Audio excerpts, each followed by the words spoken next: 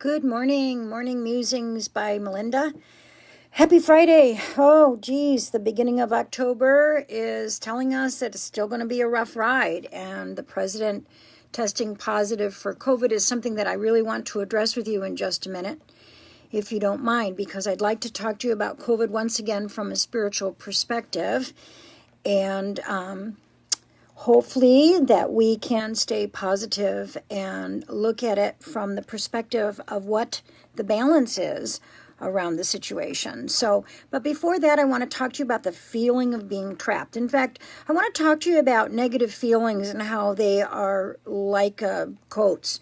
Sometimes people wear their negative feelings like a light jacket that they can easily slip on and off. Some people like a heavy sweater, other people like a heavy coat that weights them down, and even others like a straight jacket that they can't get out of. So the feeling of being trapped is like that straight jacket. Like you feel so trapped that you can't wiggle your way out of anything and get past that feeling.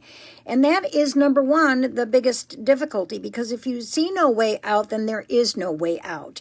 And if you feel like you're cornered and you're trapped and you can't get out, the most important thing to do first is to seek out counseling, so someone can give you the tools that will help you negotiate that feeling first. First, you have to negotiate the feeling and find a way to get through that feeling in order to make yourself make movement. You can't create movement and a proactive energy when you're feeling like you're in a straitjacket and there's no way out. So a counselor, somebody, a life coach, somebody that can help you see the tools to use to get you out of that feeling of being trapped. Depression is a big trap, and so is anxiety. And those two traps are absolutely consistently part of someone's life who suffers from those energies. And they have to use all the tools available to them in order to not fall into that trap over and over and over again. So if you feel trapped, here are some of the things that you can do to take back your life. These are 9 things to take back your life by Amy Johnson. Amy is a writer who blogs about relationships and lifestyle advice, and I love her advice when I see what she has written. Number 1, live a lifestyle that you can afford. Oftentimes we're trapped by frequent spending, impulsive spending, getting things. It's very easy with Amazon to just click a button and buy, right? You don't even have to get in your car anymore. And it's one of those things that you have to really pull back the reins. If you're an overspender, if you're living outside of your means, then you have to live a lifestyle that you can afford. Otherwise, you feel trapped by the situation with money or credit card debt, etc. Be aware of your power and take responsibility. Many people blame others in the world around them for the bad things in their life, but the truth is that you have full control of your life. Only you can change the things in your life that you're unhappy about. You are in control of your life and you hold your power. And you do that at the very core of your essence, at the very core of your soul. You have the ability to be empowered by learning what you need to do to make movement. Your job, we talked about that yesterday. Sometimes your job feels like a trap. What can you do about your attitude? You know, gratitude is the attitude that's the grandfather of all other emotions. And so what is it about your job that you can be grateful for? Is there somebody in your workplace that rubs you the wrong way? What kind of ways can you take your power back from continuing to let that person rent space in your head for free? Those are kinds of things that you need to talk to yourself about. How do you make lemonade out of lemons is basically the way to handle that. Realize that life responds to you. You know, for those of you who believe in the law of attraction, which, you know, birds of a feather flock together, even if you just believe in that much, realize that as you put energy out there, it comes back to you. So negative people attract other negative people. People who are feeling trapped attract people who are trapping them. That's the bottom line. So you have to work with those feelings, get out of that straitjacket, maybe just turn it into a light jacket that you can slip on and off. I understand sometimes that we have issues that are ongoing in life, not just during this difficult time here in the world, not just in this country, but in the world. Start to live a healthy life. A healthy life is a big part of feeling like you're not trapped. You can get caught in a sugar cycle where you're just eating so badly all the time, comfort food and eating and comforting yourself, and then mad at yourself for eating and then doing it again to comfort yourself. It's a cycle. So respect yourself, respect your body, drink lots of water, eat fruits and vegetables, exercise. You will feel happier and more proactive. Follow your passion. Know what your direction in life may be.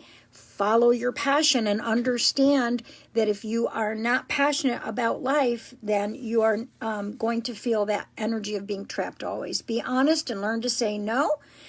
Part of self-respect is learning to say no, I can't. That's part of the whole situation that we find ourselves in right now, is that we have to say no to things that we would normally say yes to for self-preservation and to honor each other. Throw away social norms. A lot of people live their life following social standards because they believe it is the safest choice, but they are unhappy. Take command of your life by doing whatever makes you happy. I mean, don't run amok doing terrible things. That's not what I'm saying. I'm just saying, don't let people's judgment get in your way of doing what makes you happy.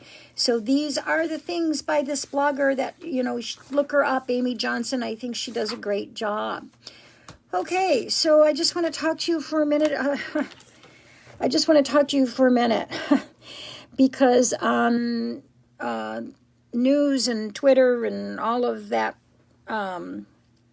malarkey is coming out again on conspiracy theories, and is Donald Trump faking having COVID so he can get out of another debate, and silly things that are just, we've got to stop, because COVID-19 actually is the great equalizer. And I think whether you love or hate Donald Trump, you should be praying for his speedy recovery, he and his wife.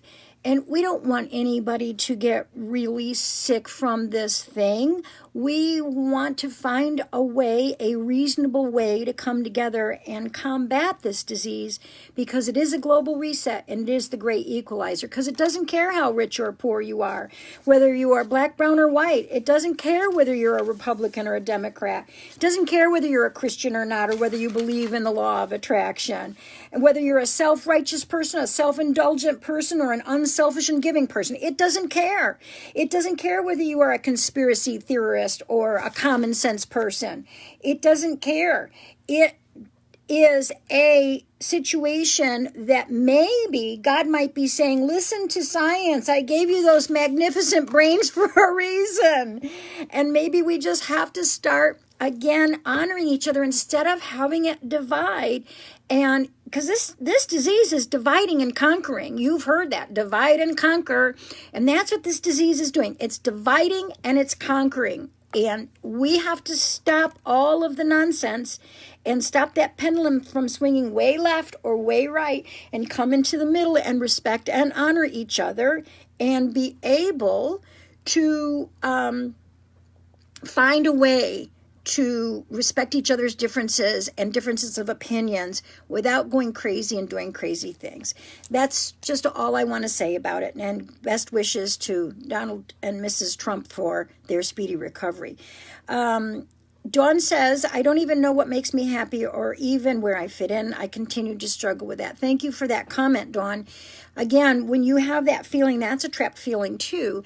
And sometimes we just have to, throw a bunch of mud at the barn and see what sticks. And what I mean by that is explore. It's a perfect time to explore. Read a little. See, how to figure out what your passion is. Do some inner child work while you can. See what message system came to you from when you were a kid that may prevent you from knowing who you are or what your passion is. Take some online classes that may help entice you into a place of acknowledgement of self and soul. And do some of those kinds of things. All right. Well, I hope that you all have a really good weekend and that you find ways to spring the trap door and get out of the straitjacket and be able to find the ways and means to work through those feelings. Have a great day.